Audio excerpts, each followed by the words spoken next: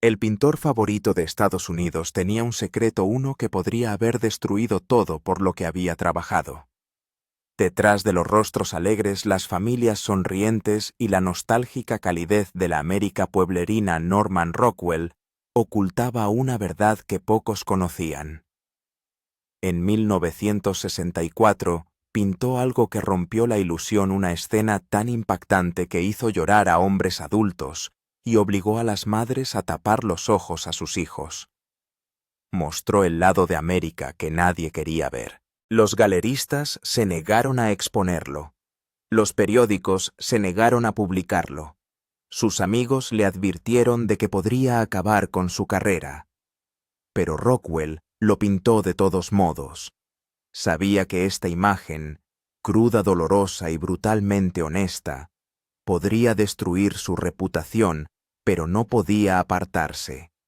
Lo que creó ese año reveló al verdadero Norman Rockwell, no el narrador sentimental de la vida americana, sino un hombre que luchaba con la verdad, la moralidad y el alma de una nación. Norman Perceval Rockwell nació el 3 de febrero de 1894 en Harlem, Nueva York, en el 789 de St. Nicholas Avenue. Sus padres Jarvis y Nancy Rockwell eran personas modestas. Su padre se pasó la vida trabajando para una empresa textil de Filadelfia de forma constante pero sin destacar, mientras que su madre mantenía el hogar familiar con tranquila disciplina. No eran ricos, pero se las arreglaban para salir adelante. Norman tenía un hermano mayor, Jarvis Jr., aunque nunca estuvieron muy unidos. El hogar era una curiosa mezcla de religiones, presbiteriana por un lado, episcopaliana por otro. Y aunque no era demasiado estricta la religión, siempre flotaba en el aire como un tranquilo recordatorio de lo que está bien y lo que está mal. Las raíces de la familia Rockwell se remontan a la Inglaterra del siglo XVII, a un hombre llamado John Rockwell, que cruzó el Atlántico en el Hopewell en 1635 para ayudar a colonizar Connecticut. Esas profundas raíces de Nueva Inglaterra, trabajo duro, fe y perseverancia, darían forma al sentido que Norman tenía de lo que realmente significaba americano. Ya de pequeño era diferente. Cuando Norman tenía solo 3 años, su padre empezó a leerle las obras de Charles Dickens. Las palabras no solo le entretenían, sino que pintaban cuadros en su mente. La capacidad de Dickens para captar la lucha de la humanidad a través de personajes vívidos e imperfectos fascinaba al niño. Por la noche se sentaba en silencio con los ojos muy abiertos, mientras su padre leía Oliver Twist o David Copperfield. A su padre le gustaba copiar dibujos de los libros, y Norman observaba atentamente. Su fascinación iba en aumento. Esa chispa, la unión de la narración y la imagen, se convirtió en su vocación. Su abuelo materno también había sido pintor, aunque nunca tuvo éxito. Pintaba tranquilos paisajes a cambio de un modesto sueldo, pero su insatisfecha vida artística pareció transmitirle algo al joven Norman, el hambre de expresar lo que las palabras no podían. Puede que su hogar fuera pequeño, pero estaba lleno de creatividad, literatura y luchas silenciosas. A los 9 años Norman ya se sentía un extraño. Era alto, dolorosamente delgado y torpe. En la escuela no encajaba. Los deportes le eran esquivos y las amistades le resultaban difíciles. El dibujo se convirtió en su vía de escape, un mundo que podía controlar cuando el real no tenía sentido.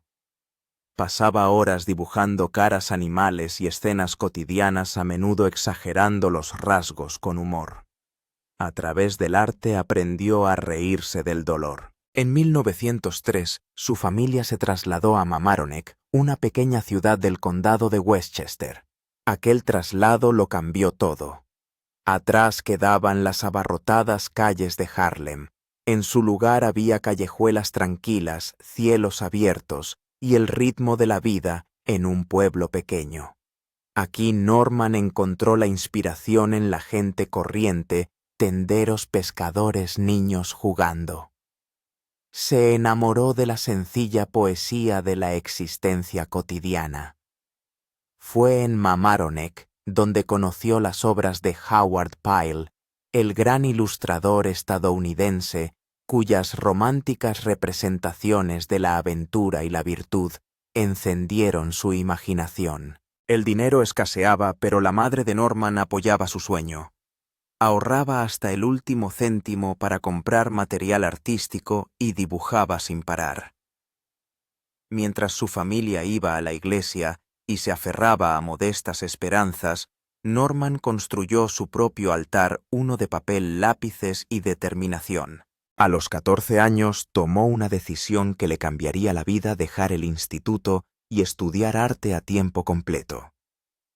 Se matriculó en la Chase School of Fine and Applied Art de Nueva York, a la que se desplazaba diariamente en tren. La escuela le abrió los ojos a la disciplina y el rigor del oficio. Dibujar a partir de modelos vivos fue un shock para un niño criado en un modesto hogar religioso, pero perseveró. Su propósito estaba claro. En 1910 se trasladó a la Academia Nacional de Diseño y después a la Liga de Estudiantes de Arte de Nueva York. Allí estudió con maestros como Thomas Fogarty, George Bridgman y Frank Vincent Dumont. Fogarty le enseñó a contar historias a través de la ilustración. Bridgman le inculcó la anatomía y la estructura hasta que sus figuras cobraron vida en la página. Bajo su dirección, Norman se dio cuenta de que no quería ser un artista fino que pintaba para galerías, sino llegar a la gente. Quería contar historias. En 1912, con solo 18 años, Norman consiguió su primer encargo profesional: ilustrar Tell Me Why Stories de Carl H. Clowdy. Clowdy. La paga. $150 era modesta, pero la oportunidad era monumental. Su profesor Fogarty le presentó a Edward Cave, editor de Boys Life, la revista oficial de los Boy Scouts of America. Norman, nervioso y esperanzado, mostró sus bocetos. Cave vio algo raro, corazón. Lo contrató inmediatamente. Durante los años siguientes, Rockwell crearía cientos de ilustraciones para Boys Life, en las que plasmaría el sano ideal de la juventud estadounidense: acampar bajo las estrellas, saludar a la bandera, mantenerse erguido.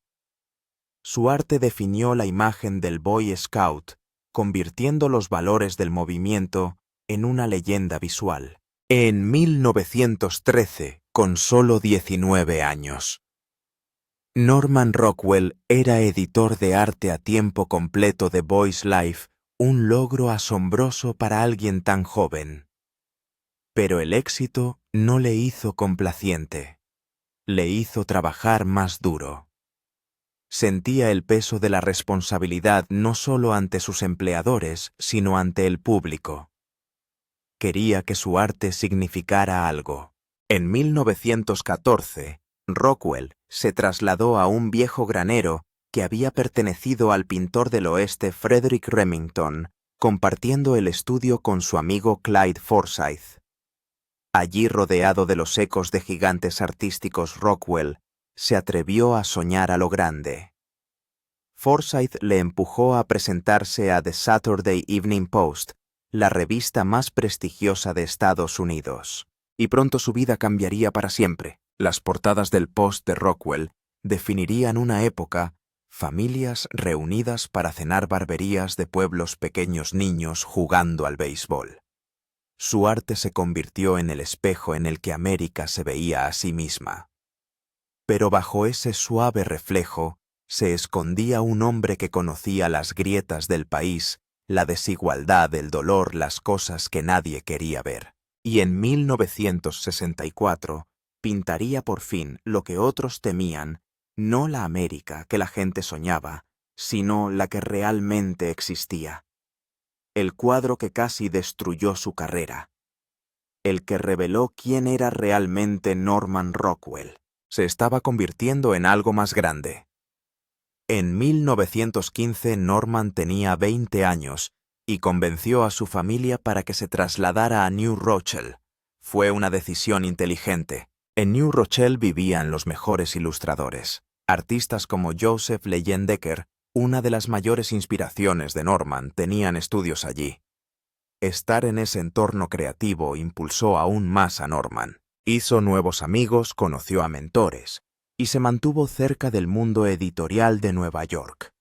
Fue un movimiento arriesgado desde el punto de vista económico, pero le abrió puertas a las que nunca habría podido llegar de otro modo.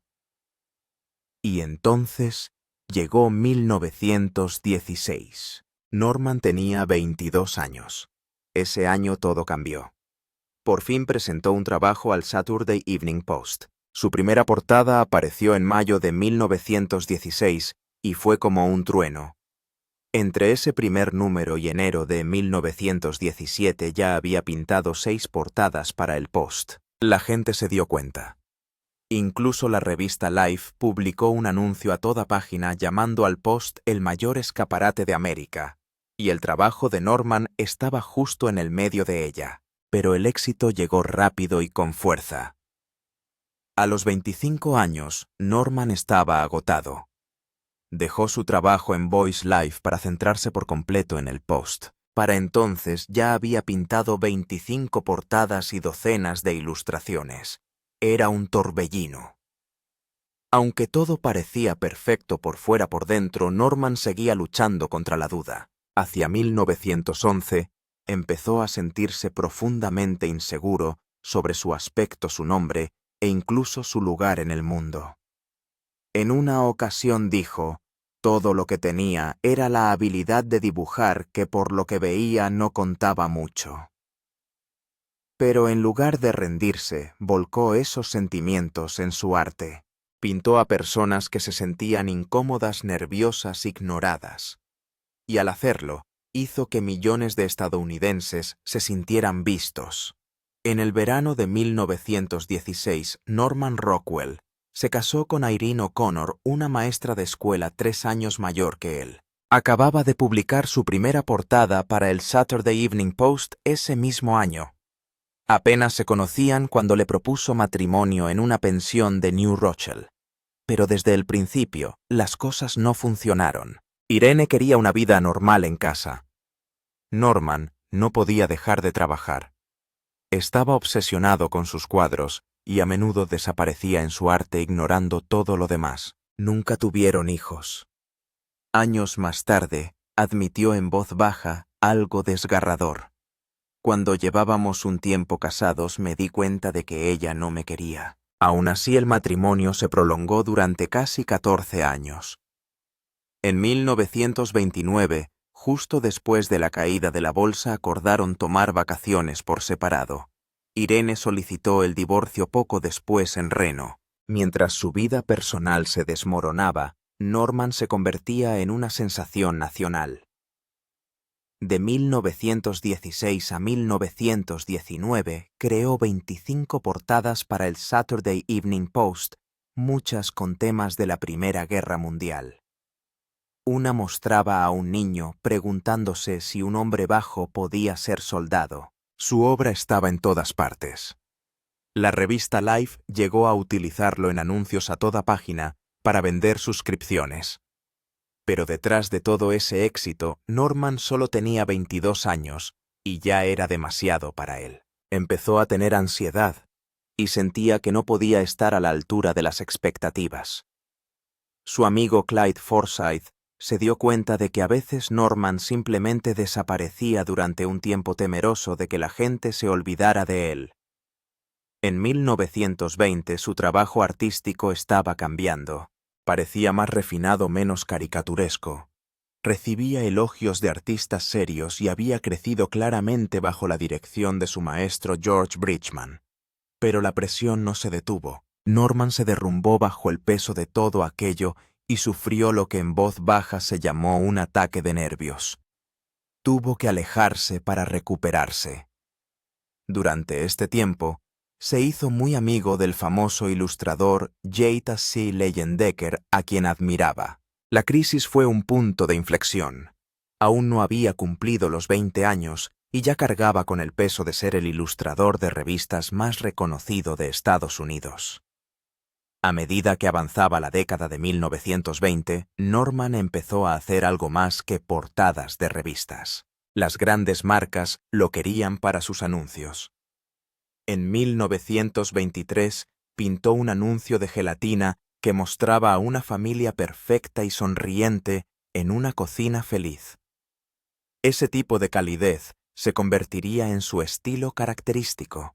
También trabajó para otras revistas: Literary Digest, Country Gentleman, Leslie's Weekly Judge y Life. Estos anuncios le pagaban bien y le daban margen para experimentar. Pero incluso entonces, la presión nunca desapareció del todo. En 1929, durante su estancia en Louisville Landing, él e Irene decidieron hacer viajes de verano por separado. Norman fue a Europa para visitar museos en Francia, Austria y España. Cuando volvió, Irene le dijo que se había enamorado de otro. Quería el divorcio.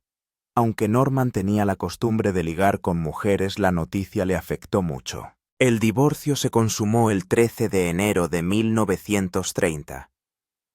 Inmediatamente escapó a Alhambra, California, y se alojó en casa de su amigo Clyde Forsyth. Fue entonces cuando pintó El médico y la muñeca. Allí Forsyth le presentó a Mary Barstow, una profesora de matemáticas y aspirante a escritora 14 años más joven.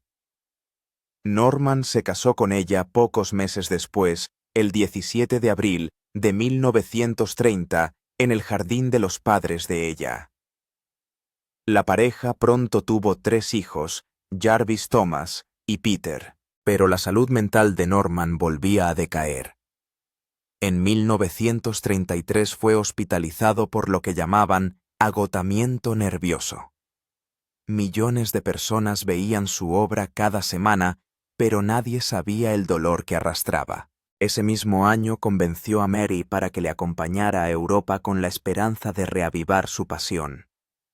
Llevaron a su bebé Jarvis, que solo tenía 5 meses.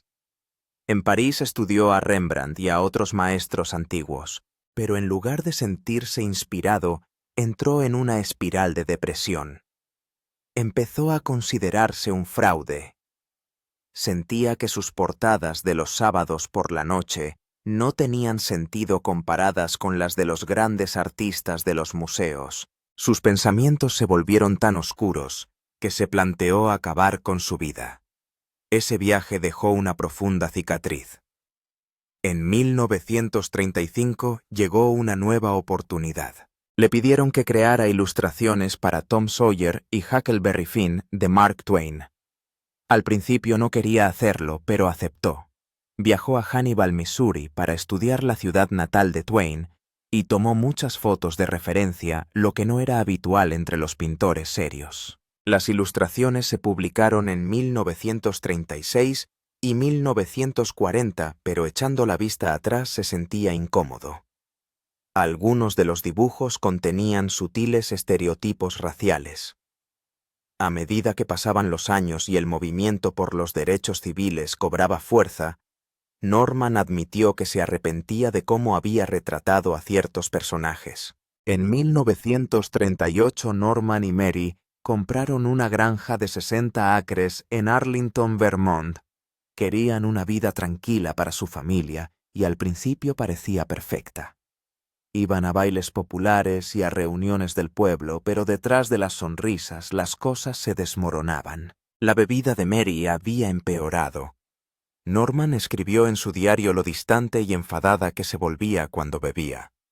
Ni siquiera podía disfrutar de las cosas sencillas como nadar en el río de su tierra. Decía que el agua estaba demasiado fría, pero la verdad era que estaba ansioso todo el tiempo. En 1939, Norman empezó terapia con Erik Erikson, un famoso psicoanalista que había escapado de la Alemania nazi. Erikson le ayudó a ver que muchas de sus pinturas felices eran en realidad una forma de curarse de una infancia solitaria. La madre de Norman había sido fría y distante. Nunca sintió que perteneciera a ningún sitio mientras crecía en Nueva York. Sus cuadros de familias cálidas y felices eran lo que deseaba tener. La terapia le ayudó a entenderlo. Le dio fuerzas para seguir pintando con sentido. En 1942 se le ocurrió una idea para 4 cuadros basada en el discurso del presidente Roosevelt sobre la libertad. Libertad de expresión, libertad de culto, libertad frente a la miseria y libertad frente al miedo. Se lo propuso al Saturday Evening Post, pero no les entusiasmó. Pensaron que la idea podría molestar a los lectores, pero Norman creía tanto en ella que él mismo pagó el proyecto. Utilizó a sus vecinos de Vermont como modelos y dedicó meses a los cuadros. Al año siguiente, en 1943, las 4 libertades salieron de gira por 16 ciudades y recaudaron $132 millones en bonos de guerra, lo que hoy equivaldría a más de $2.000 millones. Más de 1,2 millones de personas vieron los cuadros. Norman incluso se presentó para firmar copias, pero no todo el mundo estaba contento. Algunos estadounidenses se enfadaron por el cuadro Libertad de culto, que mostraba a personas de distintas razas y religiones rezando juntas. Rockwell recibió cartas de odio acusándole de promover la mezcla racial y las ideas comunistas. Algunas ciudades del sur se negaron a exhibir los carteles, pero la gira fue un éxito masivo. Ese mismo año ocurrió algo terrible. A finales de 1943, todo el estudio de Norman se quemó en un incendio. Perdió cientos de cuadros a attrezzo vestuario y todos sus objetos personales, valorados en unos $100.000, por aquel entonces más de 1,5 millones hoy en día. Algunos vecinos dijeron que fue un accidente por las cenizas de su pipa. Otros, incluido Norman, sospechaban que podría haber sido provocado. Había tenido discusiones con un vecino sobre las líneas de propiedad. Nadie nunca probó nada. Lo que importaba era la pérdida, su trabajo, sus materiales, sus pipas favoritas. Desaparecidas en una noche, la gente del pueblo le trajo pipas nuevas en señal de cariño. También en 1943 pintó a Rosie la remachadora para la portada del Saturday Evening Post. Rosie era fuerte y segura de sí misma y aplastaba el libro de Hitler bajo su pie. Se basó en una telefonista de 19 años llamada Mary Louise Doyle. Norman hizo que Rosie pareciera mucho más grande que su modelo en la vida real, algo de lo que más tarde se sintió culpable. Pero aunque la imagen se convirtió en un icono, muchos lectores masculinos se enfurecieron. Dijeron que no era natural y cancelaron sus suscripciones a la revista. No querían ver mujeres en trabajos destinados a los hombres. Pero Norman ya había ayudado a dar forma a un nuevo tipo de héroe americano. Detrás de todo este éxito, su matrimonio se estaba desmoronando. La bebida de Mary empeoró durante las décadas de 1940 y 1950. Tuvo que recibir atención psiquiátrica en el centro Austin Riggs. Estaba a 90 minutos en coche de su casa de Vermont. A veces se quedaba allí durante meses. En 1952, incluso recibió terapia de electroshock. Norman se sentía aislado. Encontró apoyo emocional en las mujeres a las que pintaba, formando vínculos estrechos y silenciosos que le ayudaron a sobrevivir. En 1953 se mudaron a Stockbridge, Massachusetts, para que Mary pudiera estar más cerca del centro de tratamiento. Norman también empezó terapia tratando de sobrellevar el peso de todo, la fama, la presión, la tristeza en casa. En 1946, Norman Rockwell publicó su autobiografía titulada Hablaba de cómo a menudo se sentía inseguro y temeroso de fracasar, a pesar de que la gente lo veía como un símbolo de la felicidad americana. Escribió sobre su estrés constante, la presión de los plazos y su perfeccionismo. Pero no mencionó algo mucho más oscuro. Muchos creen ahora que consumía anfetaminas para mantener el intenso ritmo de trabajo. Pintó familias felices, la vida de un pueblo pequeño y caras sonrientes, mientras luchaba silenciosamente contra la ansiedad y la depresión entre bastidores. El libro omitió esa parte. Era una historia segura, no la completa. En 1951, Rockwell trasladó a su familia a Stockbridge, Massachusetts. La mayoría de la gente pensaba que era por la tranquilidad del lugar, pero la verdad era que su segunda esposa, Mary, estaba muy enferma. Luchaba contra el alcoholismo y una profunda depresión. Estaba recibiendo tratamiento en el Austin Ricks Center, un conocido hospital psiquiátrico de la ciudad. Incluso recibió terapia de electroshock. Rockwell trabajó duro para pagarlo todo aceptando anuncios en serie y portadas de revistas que le ayudaron a cubrir sus facturas médicas. Mientras sus obras de arte mostraban una América perfecta, su verdadero hogar estaba lleno de dolor y miedo. Stockbridge parecía un sueño, pero estaban allí porque era uno de los pocos lugares con el tipo de ayuda psiquiátrica que Mary necesitaba. En 1953, un nuevo tipo de problema vino del interior de su propia familia. Su hijo Peter habló en público diciendo que su padre había estado emocionalmente distante y obsesionado con su trabajo. Se convirtió en un escándalo. Pero las cartas encontradas más tarde por el nieto de Rockwell contaban una historia diferente. Demostraron que Norman había intentado estar presente. Ayudaba a sus hijos, les daba dinero para proyectos artísticos e incluso construyó un mini estudio para Jarvis el mayor. Aún así, el perfeccionismo de Norman se apoderaba de él a veces. Tardó casi un año en terminar la portada de una revista y tuvo que pedir dinero prestado al banco para mantenerse a flote mientras la repintaba una y otra vez. Quería que todo saliera perfecto, pero a costa de perder tiempo con su familia.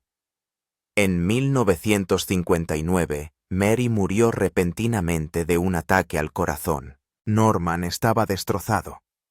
Su tristeza se reflejaba en sus cuadros, pero las revistas no querían eso. Rechazaron las piezas más oscuras, más emocionales.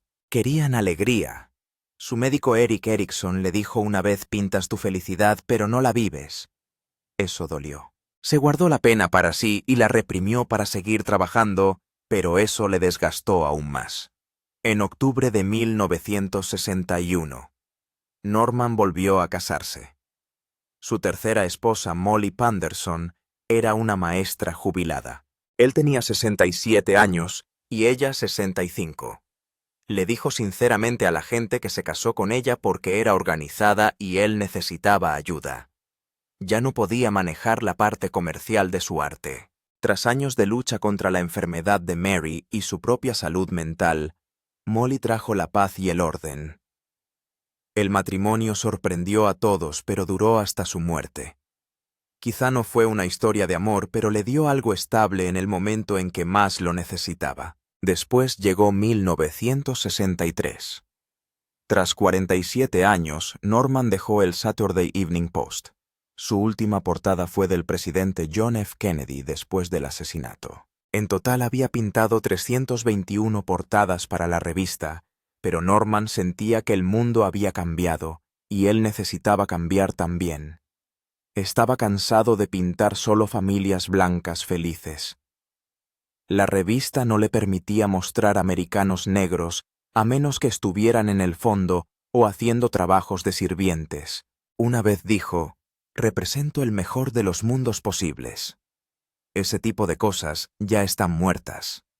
Tenía 69 años y estaba dispuesto a decir la verdad. En 1964 se unió a la revista Look. Le dieron libertad para pintar lo que realmente le importaba: los derechos civiles, la injusticia, el dolor real. Pero tan pronto como empezó, llegaron las amenazas. La gente escribió cartas de odio. Algunos le llamaban traidor a la raza. Otros decían que se arrepentiría si seguía pintando niños negros o mostrando racismo. Algunas amenazas eran tan graves que su vida corría peligro, pero no se detuvo. Incluso a los 70 años siguió adelante. Ese mismo año pintó El problema con el que todos vivimos. Mostró a Ruby Bridges, una niña negra de 6 años caminando hacia la escuela con U.S. Marshals.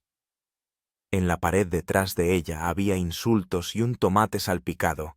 Era impactante. Los lectores estaban furiosos. Miles cancelaron sus suscripciones. Rockwell utilizó a una chica local como modelo, pero el mensaje era alto y claro. No era la América que la gente quería ver, pero era la verdad. Y Rockwell finalmente estaba pintando lo que realmente sentía. Durante toda la década de 1960, trató de compensar la forma en que había pintado a los negros en papeles de sirvientes. Sabía que había obrado mal. Se puso en contacto con grupos de derechos civiles, habló con activistas y se aseguró de que su nuevo trabajo fuera respetuoso y preciso. No quería ser visto como un salvador blanco. Quería mostrar a los negros como héroes de sus propias historias. Escuchó. Cambió. Más tarde, en 1964, ocurrió algo terrible. 3 jóvenes trabajadores de los derechos civiles, James Chaney, Andrew Goodman y Michael Schwerner, fueron asesinados en Mississippi. Estaban tratando de registrar a los votantes negros. El Ku Klux Klan y la policía local estaban detrás. Sus cuerpos fueron encontrados enterrados en una presa. Rockwell no podía dormir. Tuvo pesadillas. Lo volcó todo en un cuadro titulado Asesinato en Mississippi. Mostraba sus últimos momentos iluminados solo por antorchas con las sombras de los asesinos rodeándoles. No trabajó en nada más durante 5 semanas. La pintura era cruda y dolorosa, pero necesitaba hacerlo. En 1967 pintó New Kids in the Neighborhood. Mostraba a niños blancos y negros que se reunían por primera vez en un barrio recién desegregado. Era tranquilo, sin ira, pero lleno de emoción. Tenía 73 años, estaba cansado, pero seguía luchando con su pincel. En 1978 ocurrió algo extraño. 7 cuadros de Rockwell fueron robados de una galería de Minnesota. Se convirtió en el mayor robo de arte del estado. Una de las piezas robadas era Taking a Break, un cuadro de 1919. Esa fue recuperada en 2017, 40 años después, en el interior de una vivienda de Nueva Jersey. Había sido comprado décadas atrás, por apenas unos $, después de que alguien lo dañara durante una partida de billar, pero Rockwell tenía otros secretos.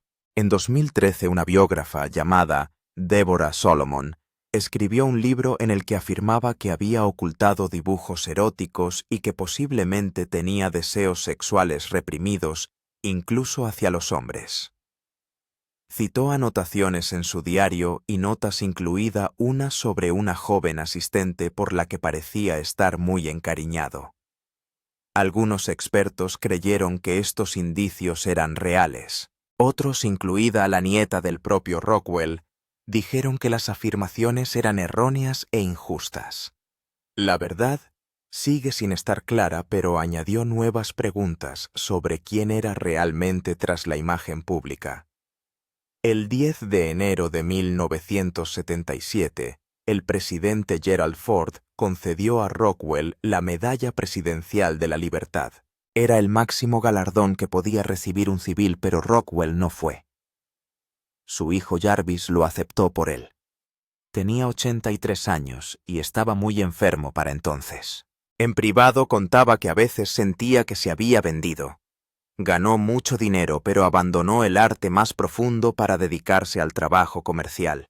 Se preguntaba si había perdido su verdadera vocación. Murió el 8 de noviembre de 1978, a la edad de 84.